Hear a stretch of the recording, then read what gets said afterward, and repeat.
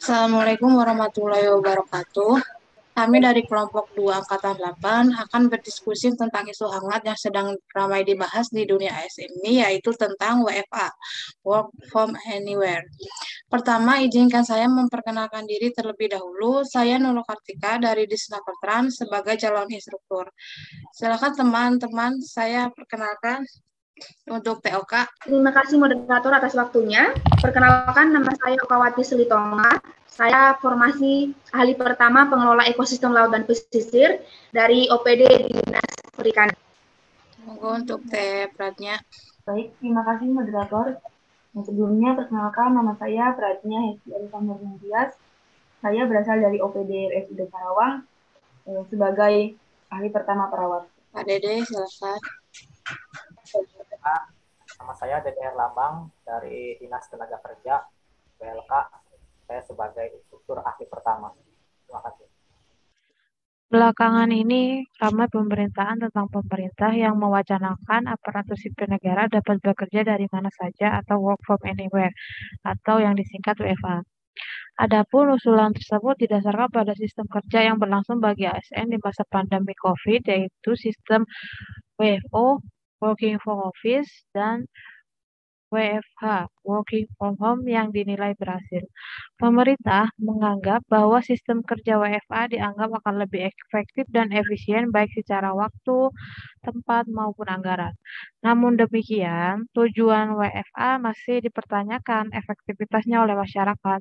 Masyarakat beranggapan bahwa pelayanan publik tidak akan optimal apabila diberlakukan WFA bagi ASN. Jadi ini yang perlu kita diskusikan hari ini dengan topik tanggapan rekan-rekan di sini mengenai WFA ini. Apa sih kelebihan dan kekurangan WFA dan apakah bisa WFA diterapkan di instansi masing-masing? Serta langkah apa yang harus dipersiapkan oleh pemerintah agar si WFA ini bisa diterapkan. Mungkin yang pertama mengenai tanggapan teman-teman di sini mengenai WFA, boleh untuk Teh Okawati untuk memaparkan tanggapannya. Baik, Teh Nurul, kalau menurut saya sih kalau kita throwback ke masa-masa pandemi intens selama 2 tahun yang lalu, waktu itu kebetulan saya hampir 85% itu bekerja dari rumah atau work from home ya. Dan saya bisa merasakan bahwa kalau WFH kemarin itu lebih efektif. Soalnya kan kita tidak perlu macet-macetan di jalan. Kemudian waktu juga lebih hemat lah dan tidak terbuang di jalan seperti itu. Kemudian untuk pengeluaran kita juga lebih sedikit lebih murah karena kita nggak kemana-mana ya, di rumah aja seperti itu. Dan karena menurut saya juga kalau kerja dari rumah tuh lebih nyaman ya, jadi kita tidak lebih fokus lah, kalau mungkin karena lebih tentram, lebih damai seperti itu ya. Dan tentunya juga hasil pekerjaan kita lebih maksimal kalau saya rasa ya, menurut saya kalau WFH ini kemarin, kalau dari pengalaman kemarin waktu WFH. Jadi bisa dikatakan saya pro kalau untuk WFH ini, mengingat sekarang kan teknologi sudah maju, sudah ada laptop untuk teknologinya, kemudian ada Zoom untuk saling berkomunikasi, ada Google Docs untuk saling berbagi informasi seperti itu. Kalau menurut saya, kalau WFH ini work from anywhere dilaksanakan untuk PNS, menurut saya itu sangat-sangat efektif ya. Oke, TOK, terima kasih tanggapannya. Namun menurut TA-nya sendiri, bagaimana penerapan wacana WFA ini? Terima kasih moderator, izin memberikan tanggapan. Tanggapan saya mengenai isu WFH adalah karena saya sebagai ahli pertama perawat, yang fokus pekerjaan yang melayani masyarakat akan kesulitan atau tidak memungkinkan menggunakan sistem WFH ini. Jadi menurut saya WFH dapat dilakukan oleh pegawai ASN yang bekerja di bagian tugas administratif, bukan memberikan pelayanan kepada masyarakat. Oh, masuk akal sih ya, karena TA-nya sebagai perawat. Kalau menurut Kang Dede bagaimana nih Kang? Bisa nih sebagai solusi, apalagi Kang Dede OPD-nya di Senakatras ya, pasti punya banyak solusi. Ya, Assalamualaikum warahmatullahi wabarakatuh. Terima kasih kepada Teh Nurul atas kesempatannya. Ya, menurut saya WFH itu ya memang suatu sistem itu dapat dilakukan di mana saja. Nah, berarti kita bebas memilih tempat tinggal dan tidak dibatasi oleh pihak instansi dalam atau perusahaan. Yang terpenting dari WFH itu kita di mana terkoneksi antara satu kantor pusat dan satu kantor, yaitu satu dengan tempat kita saat itu, di mana penyelesaian pekerjaan kita dengan baik. Nah, tujuannya ya memang memberikan rasa nyaman pada suatu ASN karena dapat bebas memilih tempat-tempat tertentu, diharapkan meningkatkan produktivitas dan inovasi. Namun biasanya realisasi atas WFA dilakukan di tempat-tempat umum ya, seperti ya di coffee shop yaitu atau di hotel restoran. Nah, mungkin di sinilah karyawan dapat meningkatkan produktivitas dan inovasinya. Maka pekerjaan yang dilakukan akan membutuhkan hasil yang maksimal. Tanggapan teman-teman sangat realistis ya. Kalau untuk kelebihan dan kekurangan WFH ini, apakah ada rekan-rekan mungkin TA-nya bisa untuk memaparkan kekurangan dari WFH ini? Baik, Nurul, kalau menurut saya sih ada beberapa kelemahan dari sistem WFH ini ya. Di antaranya yang pertama pemborosan listrik dan biaya internet. Yang kedua, mudahnya terjadi miskomunikasi. Yang ketiga, personal dan work tercampur. Yang keempat, banyaknya distraksi. Apalagi jika sudah berkeluarga ya, pasti distraksinya menyangkut masalah anak dan quality time bersama keluarga. Yang kelima, ada mudahnya terjadi gangguan koneksi. Hal ini akan mempengaruhi pekerjaan kita, apalagi ketika kita sedang melakukan meeting atau rapat. Kalau menurut Teh Okawati dari segi yang setuju gitu adanya WFH ini, apa sih kelebihannya dari WFH, working from home? Seperti yang sudah saya sampaikan tadi Teh, di pertama itu saya menganggap bahwa sistem kerja WFH ini akan lebih efektif secara efisien dan baik secara waktu, tempat maupun anggaran. Tetapi memang harus lebih dikaji lebih dalam lagi mengenai pemisahan jabatan mana nih yang perlu dilakukan yang bisa WFH dan mana yang tidak bisa WFA, seperti itu. Seperti yang disampaikan oleh Teh Anya tadi kan, kalau untuk pelayanan jasa itu langsung ke masyarakat itu sangat tidak memungkinkan dong untuk diterapkan WFH. Dan biasanya kalau misalnya nanti pun jadi ini yang WFA ini wajib harus secara intens disosialisasikan kepada masyarakat maupun kepada pegawai. Kalau untuk di OPD rekan Kak sendiri, memungkinkan nggak sih diterapkan WFH ini? Coba untuk Kang Dede, gimana? Di Disnakerton bisa diterapkan nggak WFH ini? Banyak kekurangan dalam melaksanakan WFH ini ya, termasuk saya sendiri ini sebagai instruktur. Nah, instruktur sendiri beserta sedikit kesulitan dalam menyelesaikan pelaksanaan, baik itu teknis maupun non teknis.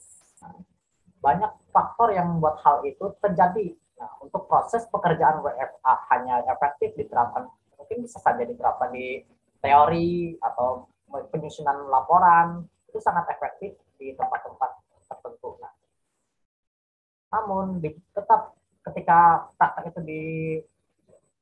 dimulai, tetap buka atau bekerja langsung, itu butuh sekali atau wajib karena untuk meningkatkan atau menguasai peralatan atau mesin-mesin yang akan dipelajari. Contohnya ya seperti kejuruan pelatihan saya sendiri yaitu teknik manufaktur di pelatihan BLK ya. Itu yang menggunakan peralatan-peralatan yang cukup besar, efektivitasnya dalam penyampaian keahlian itu ya harus tetap datang ke tempat kerja. Kalau saya sendiri sih Teh, karena memang formasi saya kan ahli pertama pengelola ekosistem laut dan pesisir. Jadi kebanyakan pekerjaannya itu 80% itu di lapangan. Kalau secara teknis sudah bisa dibilang work from anywhere ya gitu. Tapi memang kan karena pekerjaannya tuh langsung terjun ke masyarakat gitu. Kemudian yang untuk 20%-nya itu kayaknya hanya untuk administratif di kantor seperti itu. Jadi kalau di OPD saya sih tidak memungkinkan menggunakan sistem WFH ini ya, karena kami berfokus kepada pemberian pelayanan jasa pada masyarakat, sehingga tidak memungkinkan apabila memberi pelayanan jasa menggunakan sistem WFH ini ya. Begitu. Oke, pertanyaan terakhir. Jika WFH akan diterapkan, menurut rekan-rekan apa saja yang harus dipersiapkan oleh pemerintah agar bisa diterapkan WFH ini? Mungkin dari TOK bisa memaparkan jawabannya. Kalau untuk mengenai apa saja yang harus dipersiapkan oleh pemerintah, seperti banyak sih Teh ya. Contohnya nih, kalau mau diterapkan work from anywhere di Indonesia khususnya untuk yang ASN, maka perlu yang misalnya seperti yang kita ketahui itu infrastruktur digital kita itu belum merata gitu.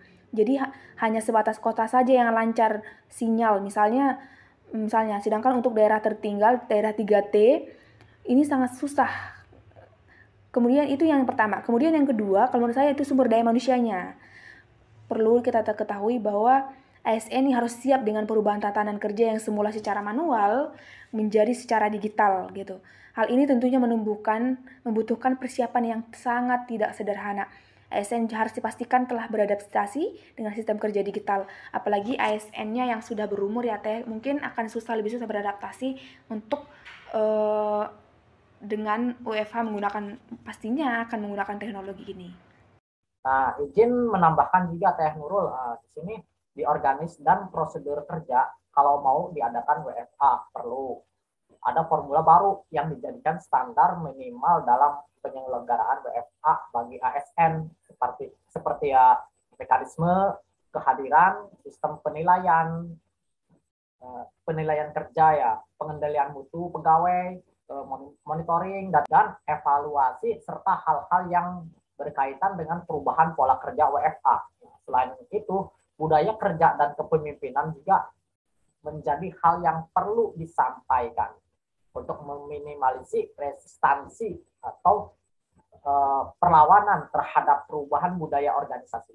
Tambahan juga ya Teh Nurul, perlu adanya pengelolaan sumber data agar pengambilan keputusan dan pelayanan publik dapat optimal, maka perlu kesiapan dari pemerintah untuk memastikan bahwa data yang dimiliki antar kementerian dan lembaga atau OPD baik di pusat maupun daerah bisa dibagi pakaikan dengan baik tanpa adanya kendala kesulitan mendapatkan data, ketidaksinkronan data ataupun jenis data yang berbeda antara satu sama lain, sehingga dapat diulang lebih lanjut. Wah, diskusi sangat menarik ya rekan-rekan. Baiklah, berdasarkan hasil diskusi ini saya dapat mengambil kesimpulan untuk kebijakan WFA membutuhkan kajian yang komprehensif mengingat kebijakan ini dapat mengubah pola dan tatanan penyelenggaraan pemerintahan. Melihat kondisi Indonesia, kebijakan WFH ini akan menghadapi tantangan seperti kepemimpinan, kondisi geografi, serta sikap skeptis masyarakat. Oleh karena itu, butuh kesiapan pemerintah dalam infrastruktur digital, sumber daya manusia, sumber data, organisasi, dan prosedur, serta regulasi yang tepat agar WFH ini bisa diterapkan. Sekian diskusi dari kelompok kami. Jika ada lebih dan kurangnya, saya mohon maaf. Terima kasih.